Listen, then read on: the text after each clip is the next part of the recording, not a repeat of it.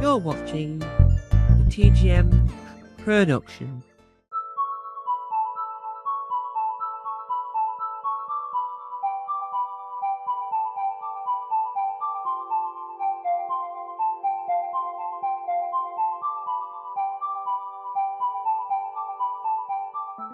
Hello and welcome back to One Comedian, Eight Questions, the series where we interview the comedians. Yes, that's right. We have Yeah. got the spin-off One Performer, Eight Questions, but we're back to its original form. Do-do-do-do-do-do-do. Now, today's date is the 17th of August, which means we're thick and fastly approaching the end of August, sadly. But no near to fear, because that's definitely words. We are still doing one comedian eight questions until, well, obviously next year and the year after, but we're here to promote the Fringe. Now, my guest today is best known for being a very hilarious, as is a lot of people, comedian, because that is the official term, because we are a government body and we do like to use the official terms. So let's find out more about our laughing comedian, is one and only Siobhan Dodd. Yeah. Hey, this is great. Thank you so much for having me. How Uh, exciting. yes. Now let's begin where we always begin, with the first and probably last time we'll know what number we're on. Question number one. It's the type of thing we do where we realise we're terrible at maths, we can't even remember what number we're on. So, let's start at the very, very origins, either at the beginning of time itself or the Okay. beginning of, well, wherever the beginning counts. What was, if you can Okay. remember, whether or not you remember it as a child or remember it now, what was the first joke you told? The first joke I told. I think I remember this as a child. Mm, I accidentally told a joke when we were watching Eddie Izzard. We used to get Eddie Izzard yeah. videos out on VHS. Every Yeah. Christmas, Eddie Izzard would release a new one, and we'd put it in and watch it as a family. We all loved it, and uh, and then he was talking about something, and then my mum said, "What was it that Mr. Kipling said?" And I turned around and said, "Extremely good cakes." And of course, yeah, she meant Rudyard Kipling, the Just Yeah. So stories. Oh, do you know what? I actually don't know how this links to Eddie Izzard. It was something to do. Oh, I know what it Wow. was. I said this was not related to Eddie Izzard. I said that joke, and my twin was like, "Haha, that's very funny. You're like Eddie Izzard," and I was like, "Oh." Oh. And then obviously I did nothing with that until age 27 when I started doing stand-up comedy. But I think possibly was my first joke. Although I was quite an unusual child. I had all sorts of like neurodiversity and all sorts Yeah. of stuff going on, and I didn't speak for a while. And I had speech therapy, Mm. and my mum said that the speech therapy sessions I would never engage, age 4 or 5. And then on the last session, I finally spoke, age 5, and I came out with a load of swear words. Well, So maybe it was that. yeah. But some people want that. Some people want people's first words to be top 10 list of swear words. You just go for the most violent swear word first, and then go for the most gentle last. Yeah, Um, absolutely. yeah. And some people at that point would then want their final word on planet Earth to be a swear word, just to round it off. Oh yes, Yeah. absolutely. Yeah. Now, without being mean to Eddie Izzard, but he does. Yeah. He does have the face of a VHS. So basically, no matter what, she'd suit VHS regardless. Um, I You, mean, are you too young for VHS? Do you uh, actually remember VHS? yeah, VHS were around when I was a child. I think I Mm. remember.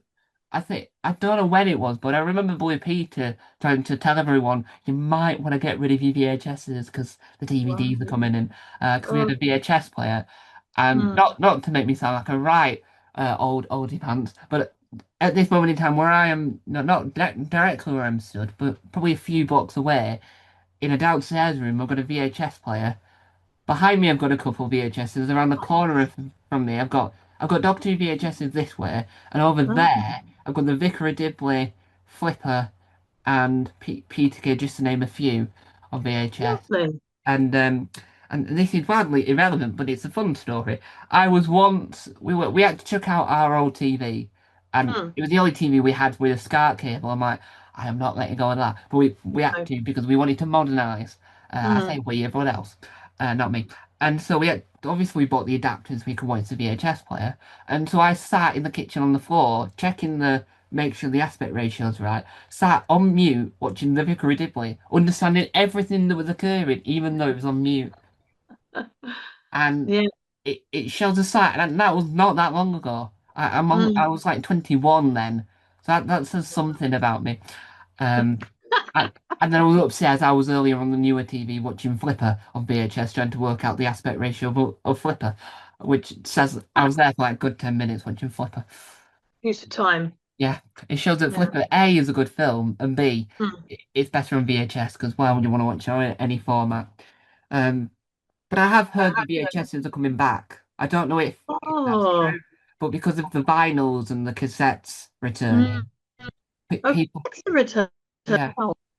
I think it's Stranger Things. Oh, it's wildly off topic, but I think it's Stranger Things that we're trying to bring back the VHS for their runs that they've released. I think they've re-released the first series, but as of like in the style of a VHS, so that when they Mm. release it on VHS, people can watch Stranger Things on VHS. But Nice. Give them the uh, option. Okay. yeah, because everyone wants that option. Uh, Yeah. I don't know how many people do, but on that note, as we get sidetracked, let's spin on. Yeah. Spin on. I love this. I don't have no idea what these questions are going to be either. So it really, for the viewers at home, Yeah, punters, listeners, this is totally unplanned. yeah. Magic. Yeah. Uh, and I don't know what these are either, but I wrote them, which also says a lot. Yeah. So, right, okay. Our next question is, so this is this could be more of a you could give it anywhere. You could give a Okay. philosophical answer if you like, or you Okay. can give a genuine answer. It's up to you. I'm not trying Mm. to convince which way to go, but what is one thing now looking back at it, now where you are right now, uh, Yeah. sat stood, whatever you're doing right now, what's one thing you regret from doing stand up for the first time? So what's one thing you think about now and going, yeah, I wouldn't do that, and I'm not going to tell someone else to do it like that. Well, my first ever gig, I was dressed as a bear. Yeah, because I thought it was 2012, and I was like, "What? I've got a New Year's resolution. I'm going to do stand-up comedy dressed as a bear." Because I'd been asking Yeah, my then boyfriend to get me a bear outfit, and he was like, "You don't need a bear outfit." 2010, he finally got me a bear outfit. yeah, So I spent most of 2011 wearing a bear outfit on yeah, weekends, just getting as pissed you in a do. bear outfit. Yeah, yes, as I certainly did. Yeah, Um, and I was like, "Yeah, I'm going to do stand-up comedy dressed as a bear," and I had this whole set as a bear. wow. But then on gig number three, I did it as a human, and I would be like messaging other comedians, being like, "Oh, I don't know if I'm gonna do bear or human today," and I'd be like, "I'm gonna do stand up as a human." Yeah, And the bear, I kept going with the bear for a while, but it wasn't like I do nothing. Obviously, I'm now a human. yeah, I have a set that I've developed as a human, so I no longer dress as a bear. But I don't regret it. I yeah. wouldn't tell new comedians not to dress as a bear, but No, maybe I would have saved time if I'd gone straight into yeah, the human set. yeah. Now, as a bear, were you the traditional costume bear, or were you nightmarish series one bungle type bear? Oh That goodness! Oh no, no, no! I was a teddy bear, yeah, Tom. yeah, Come on now, what do you take yeah, me for? I was a proper good old yeah, fashioned teddy bear with a yeah, bear head that sat on top of my own head, yeah. and I had a mini actual teddy bear Wow. called Paul, and I would call him an anarchist, and I was like, Paul's an anarchist, and basically, oh, this is so cringe when I think back. It's Paul, brilliant. I would say my little jokes that Yeah. probably weren't really jokes, but I didn't know that back then because I was new. And Paul would heckle me and be like, "System," and I'm like, "Shut up, Paul." But I'll tell you something funny that Yeah. happened on my first ever gig. Yeah. I went downstairs to get into my bear outfit, and there were two comedians down there, these two male comedians being all serious, telling their jokes, and I was standing there dressed as a bear with Paul, my Paul the anarchist, and these comedians went, "What are you doing?" I was like, "Oh, I'm dressed as a bear. I'm about to do my first ever gig," and they grabbed Paul the bear and threw him on the ground. These big boys. I Wow. said, "Do that. That's my colleague." And they said, "It's not your colleague, it's a bear." And then I went and did my gig, and it went very well. So I've not seen them since, and I've since won an award. So Well, I do think that it's always good to have alternative comedy, and yes, Bear's definitely as an alternative as it goes. I think that yes, if you think about where comedy is now, that mm. looking back at it, whack at it, that's not a word. Looking back at it, you can sort of see that sort of like would work, because obviously yeah, you've got Frankie Monroe that's got baby powder, who has told Richard Herring many times and it went in his eye and it's very much painful. And then you've got Sam Campbell being Sam Campbell. So you've sort yeah, of got like, and there's many others, but they're just some primary. But I think that, do you think that yeah. if It you did works. that now, it would still work, or do you think that it's a product of its time? Work. I mean, obviously, I it was my first set that I did, so I don't think what I was saying was really jokes. Yeah, And I remember, I think it was the July of 2012, doing it again dressed as a yeah, bear.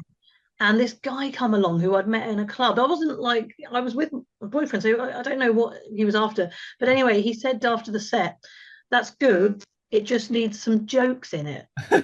Which is, oh, I yeah, hate that feedback. It's the worst thing. It's like, well, obviously I thought they were jokes. yeah, Otherwise I wouldn't have said them on a stage or on a microphone. yeah, So I think it could work again. yeah, Yeah, and actually, as an MC, I'm always dressing up as an MC because I don't really do my material when I'm an MC. So yeah, yeah, I could definitely. In fact, I did MC as a bear last year because it was yeah, the anniversary of my first ever stand-up gig, and I yeah, I was a com bear. yeah.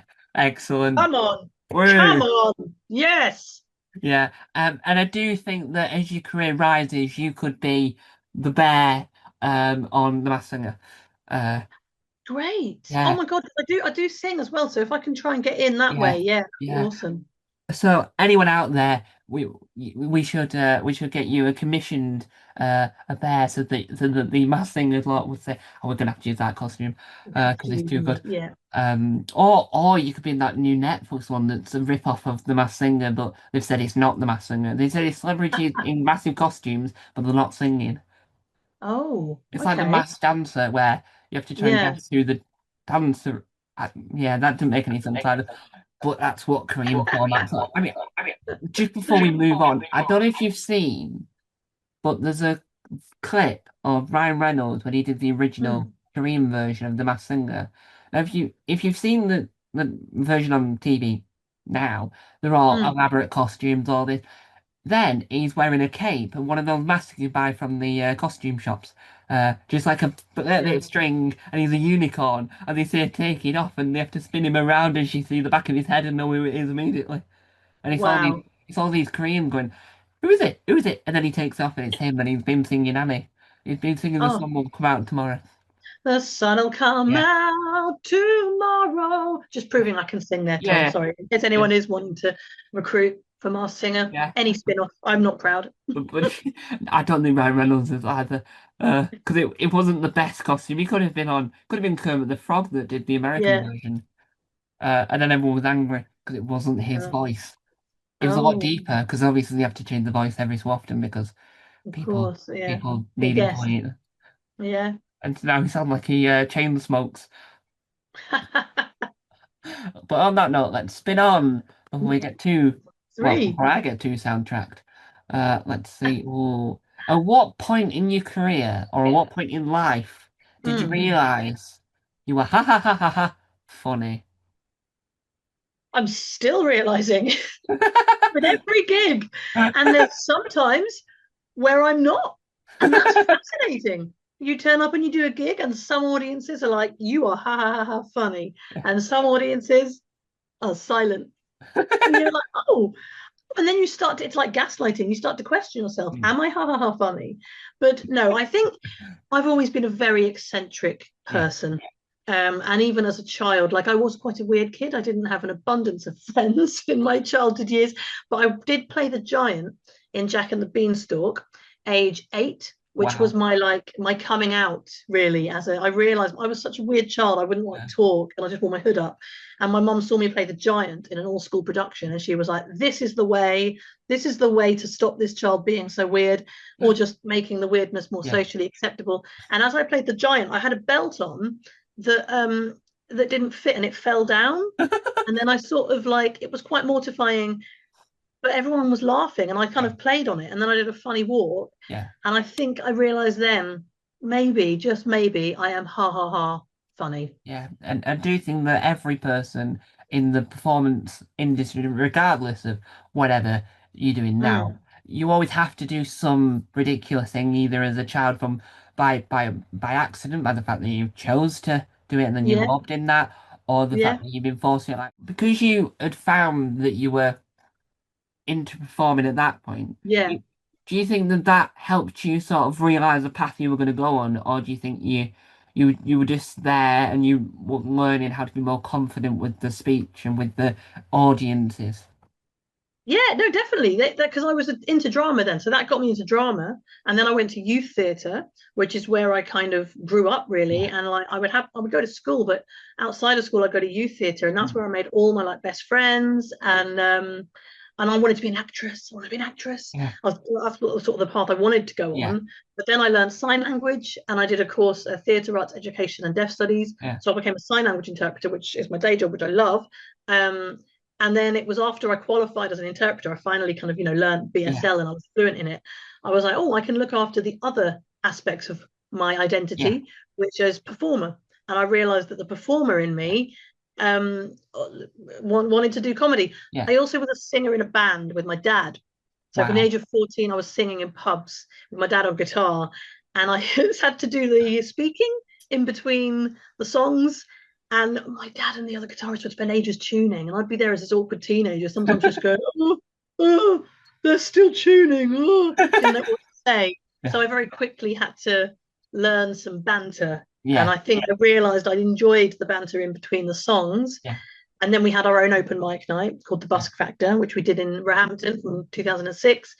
And that's when I was like, oh, okay, that it was quite a natural path to Yeah. then go into stand up from there. Yeah. Yeah. And I'm not going to get too sidetracked with this, but I think that being an interpreter, you can sort of have a lot of fun with it. So when you Mm, see my favorite example, because it's mm. more people are getting into these things, are watching Eurovision with the sign interpreter because Oh, yeah. they act like they enjoy it more than the actual artist.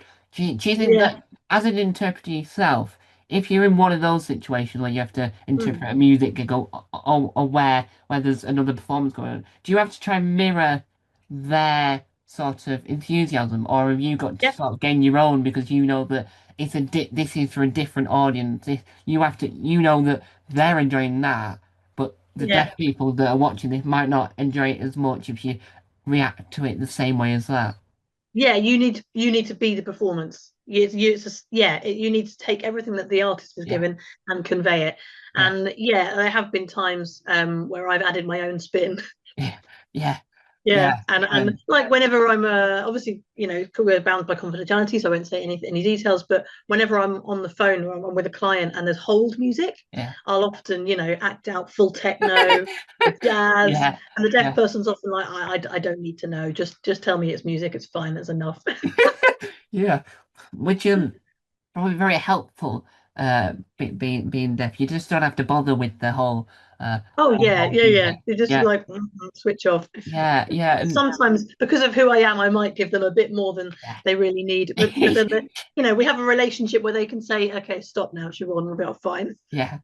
Yeah, and one of the there's a I can't remember the TV program, but there's a TV program that always made me think that's actually quite interesting. Where there was a band playing, but they were playing like it was Supernaturals, not the program Supernatural, but a Mm, Supernatural program, and they were playing hypnotizing music, so everyone that was hearing it would be then hypnotized and turned into whatever creature. And right, this one okay. woman who was a witch herself was just knitted, and she turned the hearing aids off, so she was the only one and I Yeah, thought as a child, I thought that is yeah. incredible. That is You one just way choose to, opt out, opt out. Yeah. yeah. I don't have to listen to A, the music, and two, I don't have to Mm, be turned into whatever creature that. But she didn't yeah, notice for a good while. She was too busy knitting a scarf. Uh, but that's children's TV for you.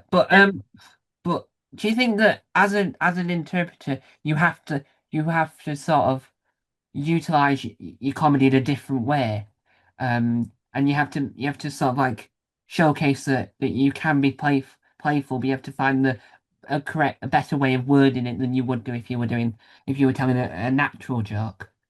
Yeah, it's very different. Like I keep the worlds are very different really. But yeah, like when you would show you when you mean when you're interpreting a joke. Well, no, it's like if you're talking to someone, and so it's like you're in the whole music section and you want to make the Yeah. other person laugh. You've sort of got to think of this is my Um, Rolodex of jokes I've got I can give, which I think will work in this situation. But would you have to like alter mm, that slightly because that word doesn't really because yes, not every word will translate. It's like if you look at like exactly. German or another language, not every word translates Yes. exactly. Exactly that. Yes. If people think that it's like magic that you can just like often I will say to people, "Look, can you just come and interpret my comedy set?" And I'm like, firstly, no. I am a comedian, so I think it's weird if I then interpret comedy. Yeah, because it like just confuses the boundaries Yeah, there a little bit. But also, like when I have organised comedy nights with interpreters there, I've asked the acts, please give me your set. I yeah, need to see your set so I can pass it on to the interpreters because they have to prepare a yeah. translation. Because jokes are very specific. They're written in a very structured way. Mhm. They there isn't not everything is going to translate. A Yeah, lot of it is dependent on delivery or dependent on language, like double meaning, like puns, things like yeah, that. That takes a lot of prep. And sometimes you might want to do like a cultural equivalent where instead of actually translating it, you insert something in there that maybe an audience would find yeah, funny, a deaf audience would find funny. yeah. I can't think of any examples right now, but I think Mm, that's quite a common yeah, translation tool. So yeah, yeah, absolutely, you do. yeah. There's a good sign for it actually, which is this. It's like you're turning dials on yourself. Wow. Like you're adjusting, you're Yeah, modulating yourself to yeah, meet the needs of your audience. yeah. Here And we go. I didn't expect to get into signing today, but here we well, are.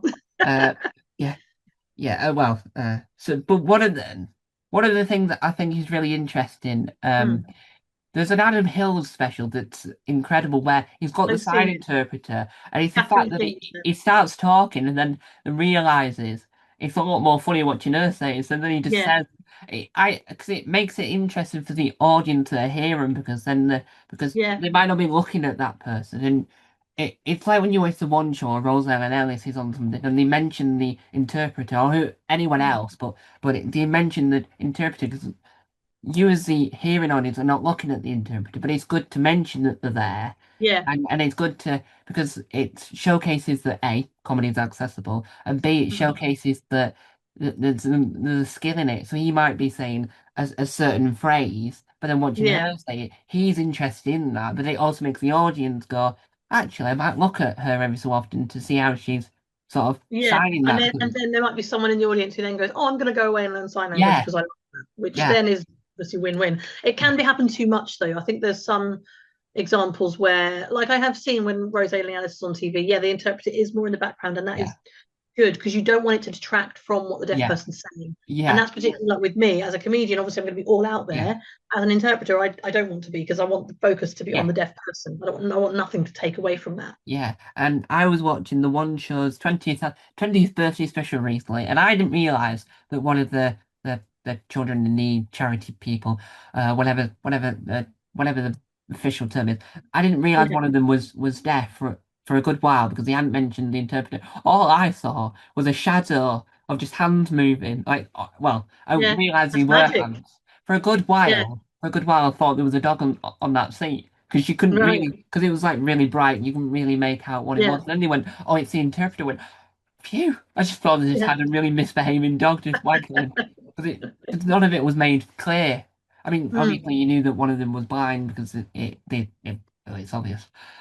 yeah, yeah, It's more obvious than if you were deaf. So it just was really fascinating because I yeah, think TV works better when you make it clear that the interpreter, like Bake Off, when they mentioned at the very yeah, beginning, there's an interpreter. You don't need to be yeah, able to see them all the time, but knowing they're there, you yeah, understand as an audience member, anyone can be on TV because yeah, they've got an interpreter, they've got yeah, the skill, they've got someone there to help make this format accessible. mm, mm, Unlike radio, which is probably harder to try and translate unless you're in yeah, the actual studio. But yeah.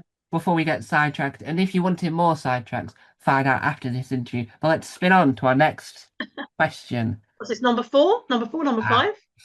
I don't know at this point. I waffle on too much in the middle of it. That's what really confuses me. So this could be uh this could be a past dream or a current dream, because obviously dreams change, and Mm. sadly some of these places are no longer there, but you will have had these dreams as a whippersnapper. Um, Yeah. but what is or what was your dream comedy venue to perform in? Oh, what is or what was? Okay, so ones that I haven't played in that I Yeah. want to. Yeah, I so it's mean, like it's a goal, yeah. it's a goal. You've got it listed on that right there in gold stars. Okay, I think I really should be aiming for. I mean, there's big clubs up and down the country that Yeah, everyone knows of that you on social media you see all these profile pictures popping up with Hot Water Comedy Club, yeah, Top Secret. Occasionally, someone will put like a snap of them in Top Secret. So Top Secret is one I should really yeah, play. Glee Club, I think, is quite a famous one as well. yeah, Comedia, I've not played that. Um, I haven't done Comedy Store. I'd like to do that as yeah, well. Although the way yeah, you get in there is by doing King Gong, and although I've been doing comedy 13 years, I've been putting off doing King Gong. yeah, But I know I have to do it at some yeah, point. I think at least then I can say, "Oh, I've done the store."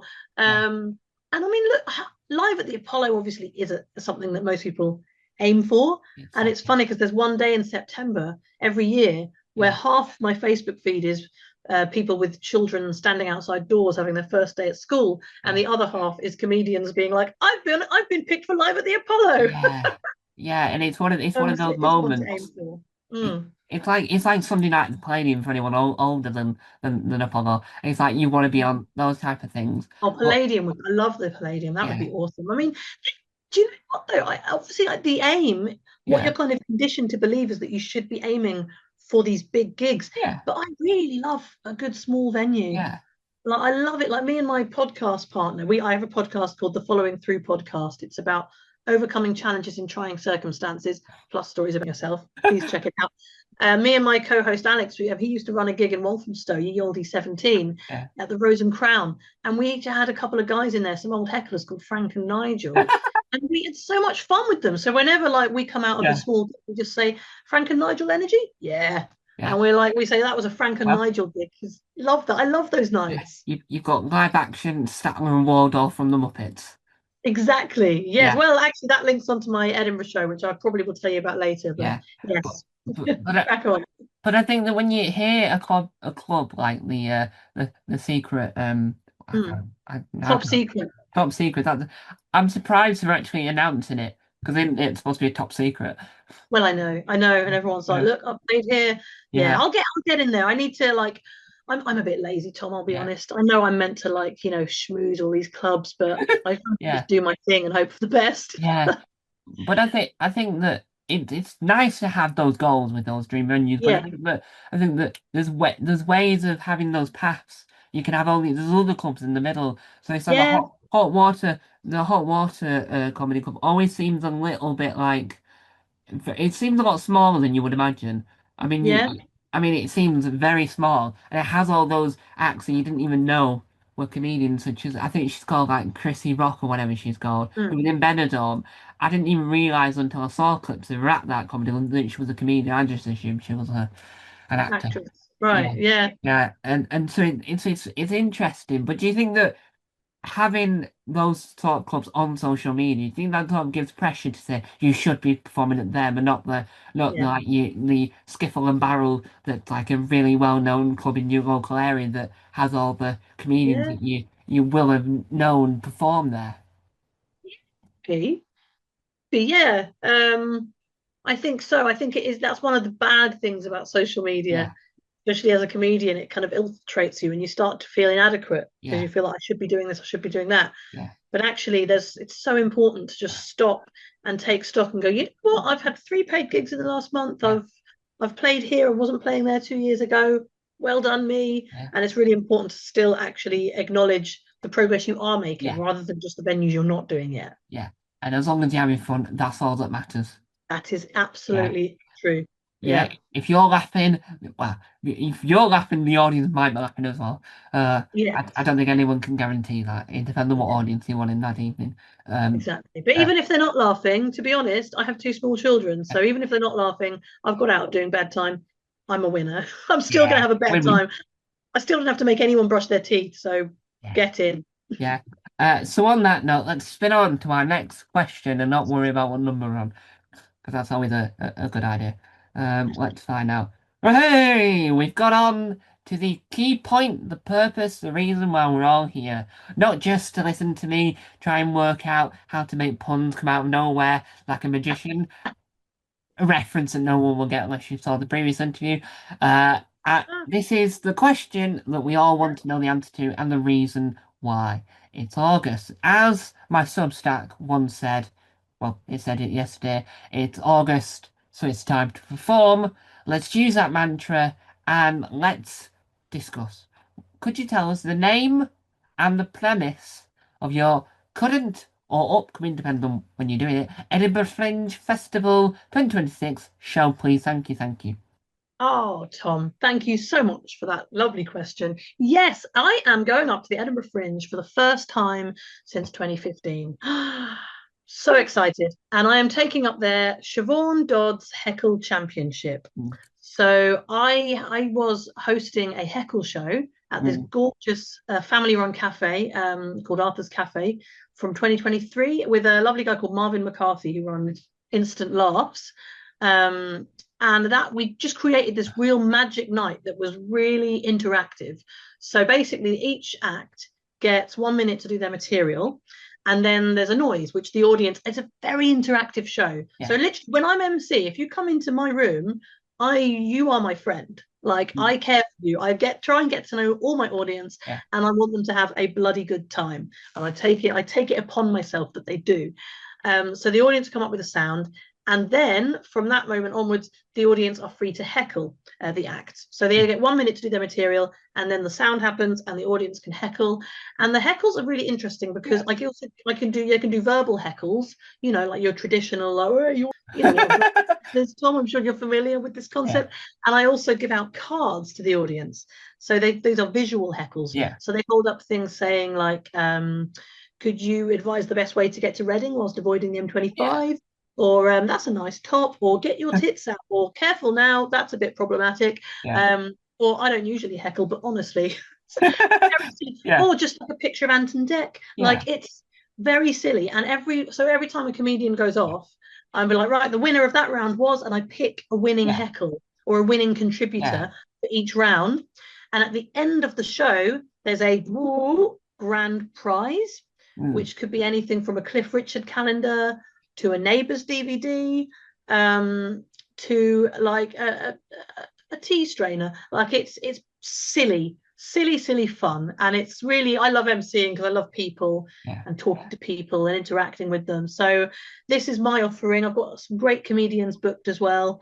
It is going to be at the Voodoo Rooms, carte blanche at the Voodoo Rooms at 11:35 from the 23rd of August until the 29th. Wow. So I'm super excited about that.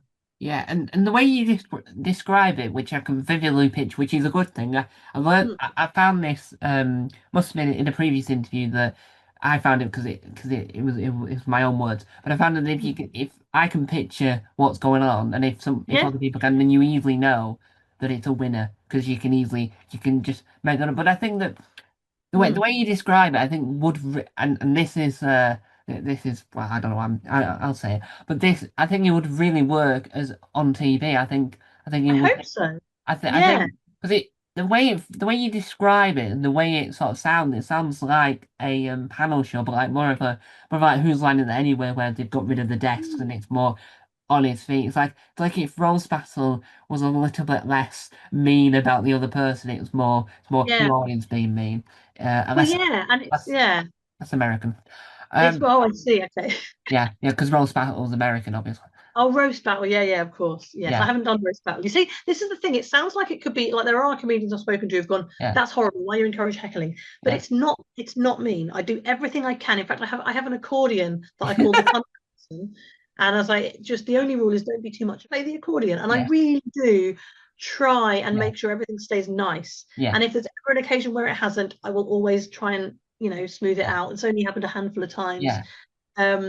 But it's also not so much about the comedians being really funny. That's a happy byproduct. It's about facilitating the audience to be funny, which actually audiences do like. I think people say sometimes there's a lot of anti there's a lot of anti notions about crowd work at the moment, with people Yeah. being like, don't be doing crowd work. But the audience do want to be Yeah. involved often. They do want to Yeah. have a chance to, be funny without having to get Yeah. up on stage. Yeah.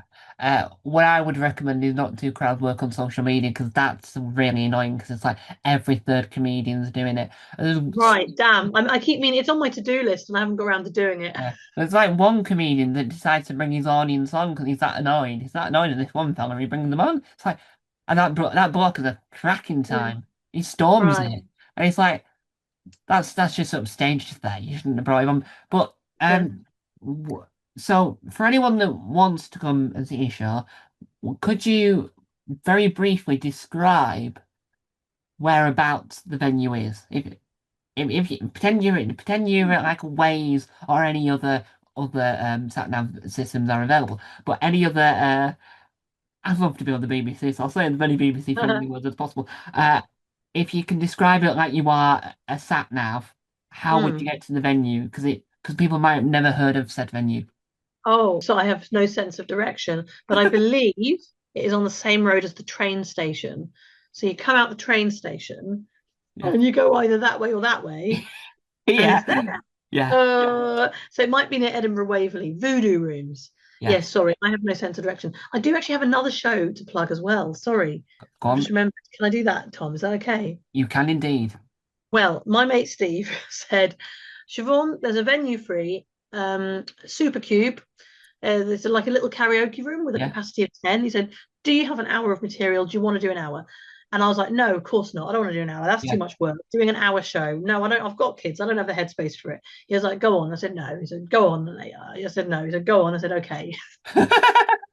So Friday, the 28th of August at 2:25, I will be doing my first ever work in progress, Siobhan Dodd work in progress solo show. Wow. I mean, it's a bit shameful. I've been in comedy 13 years. Yes, I took Wow. a couple of breaks for breeding, but like, I haven't ever done an Yeah. hour. And Yeah. actually, my mate Steve, bless him, he's just forced me to take that plunge. Yeah.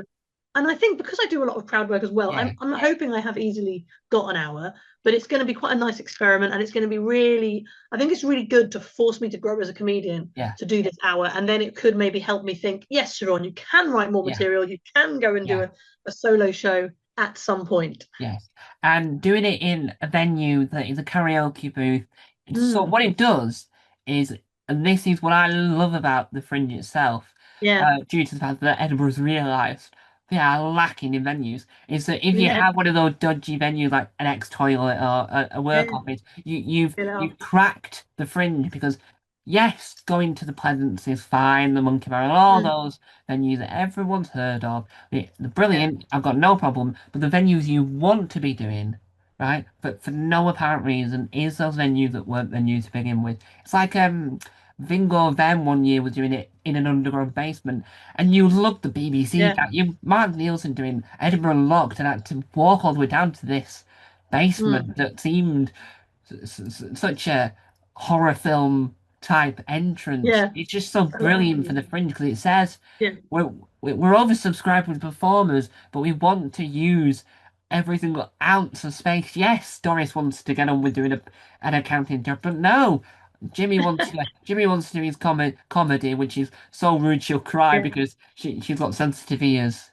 Yeah. Do you think that that's what makes the Fringe incredible? Because there is so many odd venues that you wouldn't have thought to perform in. Yeah, absolutely. And it's funny you asked me earlier about these big venues. It's like, well, actually, I'm delighted that I'll be doing this Yeah. to a small room because I want that. And actually, Yeah. my venue for the Siobhan Dodds Heckle Championship is also, I think it's upstairs at the Voodoo Rooms. The Siobhan Dodds Heckle Championship, which is the main Yeah. show I'm taking up to Edinburgh next week, and that's upstairs at the Voodoo Rooms in Carte Blanche. I think it's got a capacity of 60, but my friend also says it's good with 30. So like I'm happy with that. You know what I mean? I don't care. I'll perform to 3 and have a lovely time. Like I have done this heckle show to an audience of 3. And I remember bumping into one of the audience members in a playground a couple of months later, and he said, you treated it like it was the O2. You gave it the same energy Yeah. as if it was the O2. I was like, yes, I did. Because why shouldn't you? They came out. If someone's come out to watch you, Yeah. then they're putting their trust in you, and you've got to give them a good time. So yeah, I love, and the fact that my solo show, my Siobhan Dodd work in progress, let's do 45 minutes of material for the first time. yeah, that's going to be in a room with a capacity of 10 should make yeah, it quite special. And I yeah, can really get to know everybody in the yeah. audience.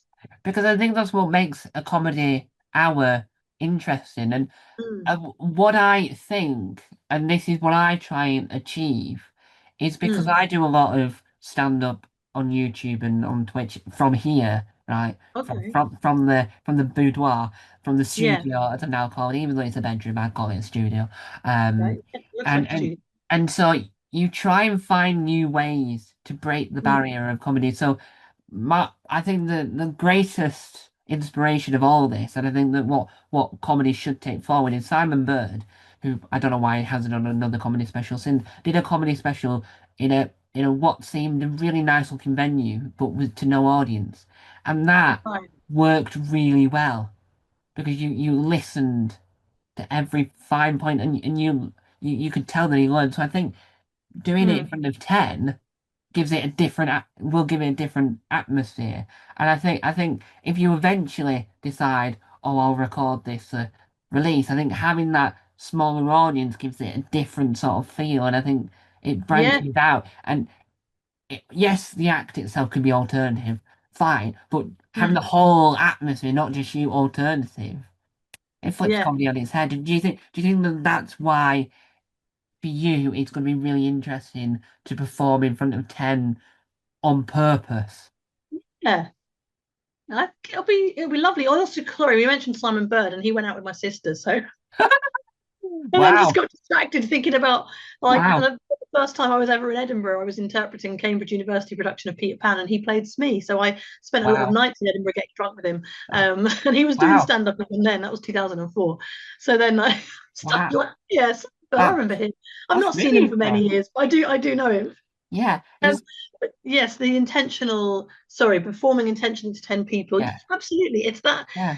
it's magic. Like it's Yeah. magic. And I think like obviously, I have the luxury of Yeah.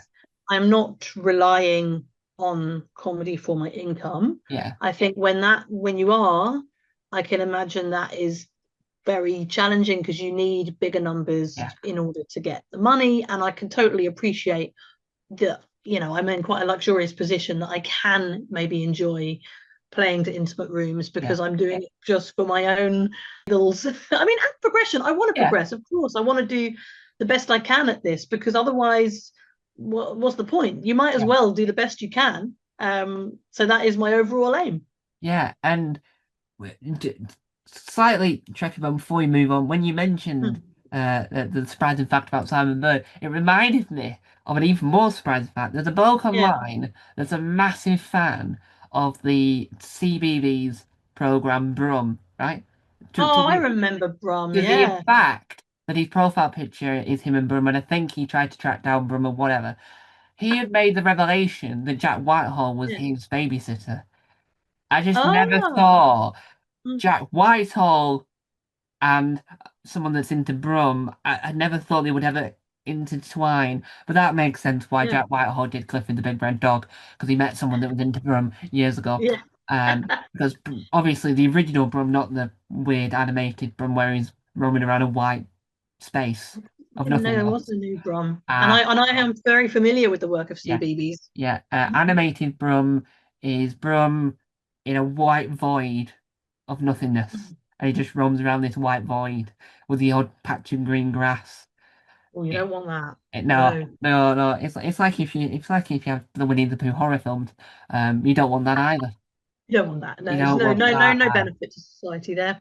No. Yeah. But on that note, as we travel on to what I believe is our penultimate question of the Ooh. wheel, at least, because obviously we we all know by now. Ooh. Now, with your skills, with your knowledge, and with your sort of head of accessibility, Mm, this I think it's from where you're sat at right now. Um, mm, you're in a good position of I think personally this is what if I was answering this with this is what's going to be the future because mm, it's seemingly more it's the world of comedy is getting bigger. But for you mm. personally, what do you think the future of comedy looks like? Because that it's in a sense of where do you see comedy going? Because right now it's growing like there's like 20 comedians born every 45 seconds. Yeah, I don't know if it's growing in the right direction for comedians, to be Yeah, honest. Obviously, lots more people want to do it, and the fact that there are so many opportunities is great. But I think it is getting increasingly harder to make a living from it. yeah, Like I am semi-pro, I am getting paid gigs, but it wouldn't be enough to live on. And I'm really glad I don't have the pressure that at this stage I have to. yeah. Um, yeah, and also the social media pressure. Like it's all Uh, about how many followers you've got, which is kind of a little bit wank, really. And I think the path of the comedians in the 90s, oh, look, I'm not saying it was easier, like none of it's easy at any point, but it was like there was more TV yeah, opportunities. And at yeah, the moment, they seem to be like just kind of showcasing the same yeah, TV comedians. They profile the same high profile. Look, these are the comedians that you should be yeah, watching. And I mean, with Saturday Night Live starting, that's really positive. There's more newer comedians. I yeah, say newer, they've probably been going ages like I have. yeah, The yeah, ones who makes it on telly is actually new. But they're getting more of a voice. yeah, It's also positive. Like I've seen people who like I bumped into maybe 2 years ago who were new comedians, and I yeah. was obviously, been going a while. And they did their first gig and then suddenly they're like internet sensations. Wow. So it's great and good for them. I'm far too lazy to do that. I'm always like, oh wow, how did that happen? They've got 100K followers. Like what on earth? Um, so I think it's positive that it gives more people opportunities, but it's becoming a bit more crowded and it's a bit Yeah, harder to get those opportunities. And also social media does need there does need to be something done because it's turning into quite a wild beast. And whilst I use it yeah, and I have a podcast as well and I post stuff and I'm playing into that system. yeah, I think the system does need a bit of cleaning up yeah, somewhere. I'm worried we're going to turn in on ourselves. And yeah, comedy, I don't know where we'll be. Maybe we can go back to the yeah, live club scene and just how you said right back. Oh, this is a nice little loop round. Have we talked about VHS? yeah. How you said cassettes are making a comeback. I know my 16-year-old nephew really likes CDs, which is odd. Is like who listens to CDs? Teenagers now do apparently. Maybe we can start to try and really come back to those roots of comedy, the comedy clubs, the TV programs, the specials, and just try and really maintain that route so that we don't go too lost in the social media stuff. Yeah. Does that make sense? I've just It, rambled a bit there. wait, it does it because when you mentioned there at SNL UK, which is the only time I'll ever enjoy SNL. I did there was I don't know who it was, but there was someone that made a valid point that the documentary for the American SNL are really fantastic, but SNL itself Mm, is terrible. But the UK right. version's really got. I mean, everyone has got their own opinion. But the Yeah. SNL UK is really good. But what annoys me is when they say, "Oh yeah, they're all brand new." I don't think, and it depends on who you ask. Not many people mention that Anya Manulano, I've probably said that wrong, was on Taskmaster not that long before she Yeah. did Yeah. SNL, and that's what annoys me because people forget that Yeah. she out of all of them, she's the one I've well, it's her, and then I can't remember what he's called, but he was in two series of Black Ops. He's played Mm, on Sunday Brunch a couple of times, which is accolade in itself, and appeared on the Amazon Prime show The Wheel in Time, and so he yeah. was already and he's now going to appear in the third series of Black Ops because he co-wrote it with a woman that appeared in the US Office spin-off The Paper. Yeah. So it's the fact that even though, yes, to a majority of people that are paying for Sky that are watching this, yes, a lot of them might be new, but for the Eagle Mm, Eye comedy fan, a good few of them that are well known elsewhere aren't yeah. as new. And I think that it's good that they're on TV, but it showcases that younger people can get into the world. And what I'm hoping is that new Mock the Week, they've started doing it by adding like Scott Bennett and Janina Rooney onto Mock the Week, but Mm, I'm hoping the more newer comedians, the more less TV known comedians get put onto yeah. Mock the Week because that's what they keep saying. They're saying and new people, but the new people are Scott Bennett's been on the Raw Variety Yeah. performance. He's a headliner. He's been a headliner Yeah, for years. yeah, Yeah. And that's the thing. They say new comedians, and it's like, really, none of those, they've been going for years yeah, in like, and a lot of them are already breaking into TV, which is yeah, great for them. But But this is what I do love about it, actually. It does seem like a meritocracy, really. I Yeah. think it is. And the fact that, I started in 2012 and I know countless comedians who are now on TV, Yeah. it kind of is a bit depressing. Sometimes you just turn on the like, I just want to have a channel where someone I don't know Yeah. just Yeah. escapism. Yeah. Yeah. Because you want your TV to be your TV. It's where you Yeah. make things Yeah. happen. And it's You like, don't want oh, all but your we're friends. You yeah, don't want like any of your friends on them. there. Yeah. Oh, I did with them last Tuesday. Oh, Yeah, I know that does happen. It is quite yeah. remarkable. But yeah, if comedy could change to yes, we're having more and more comedians Yeah. come through, but if that can really be nurtured and those opportunities, if there could be the same amount of opportunities as Yeah. there are comedians, that would be amazing. Yeah. And I think that what is fascinating about TV is that at one point or another we thought the panel show was dead. No one's going to commission a Yeah. new panel show. And then TLC went, we're just going to rebrand to be Dave, just a little bit more Big Bang Theory, Young Sheldon, George and Mandy's First Marriage, but then we won't air the other spin-off from the Big Bang Theory universe because, well, why not? Why not have the odd one out? But I do think that having TLC Yeah. bringing in those new I think it was unacceptable, and I think they might end up they produce a new Top Trumps based spin-off Oh, cool. Okay. panel show which is Oh, based on the game Top Trumps with Joel Dommett who had to leave the jungles. ah. He had to leave the Amazon to get me out of their spin-off program to appear on that because someone I thinks they gigged can. with him last year. It was Yeah. mad. I turned up But to a green room. He was there. I was like, oh, it's Joel Dommett. yeah, but I think it's one of those things where if a channel like TLC that's known for my Gypsy Wife or My £600 Life are now producing comedy, right? What Dave used to do, Mm, when Dave used to have all sorts. Do you think that because there's a channel out there making these, let's say, less well-known niche panel shows that are going to become popular the more they make? Do you think that mm, that'd be good for the industry from your point of view? Some newer comedians, newer no, non-telly comedians who want to be on telly, such as yourself, could appear on a TLC show because there's going to be more variety. Because if you get a well-known person in, the channel are more likely to commission. If Ed Gamble's hosting, the channel are more likely to commission it. But once you've got mm, the well-known person, you then need a roster of new ones. Joanne McNally's not as new, but she's never done a panel show. So mm. you win some, you lose some. Yeah, You like win some Stuart with, Lee's comedy, alternative comedy yeah, that, vehicle. That was lovely, and that was yeah, really nice for showcasing a lot of those names. So yeah, yeah, it'd be great if that came back. Comedy yeah, Central, that could showcase more. yeah. And I've got that DVD downstairs. It's quite a heavy DVD, so there's not many Yeah, discs in it, but it's quite heavy. You could yeah, probably break a toe with it. Because it's one of those things that they used to play at like 2 o'clock in the morning when they did all the yeah. repeats, and it's such an incredible show because you don't realise I Mm, wouldn't have thought that Josie Long classed as alternative. I thought she was, but she did, and mm, she's cracking as well. But yeah, do you think that if someone, and I'm not naming any names because there'd be too many names to choose, but if you had someone that did something like that for TLC, like let's say if Live the Apollo was rebooted, like but violently rebooted so that it's like a shell of its former self, but it has the sort of essence.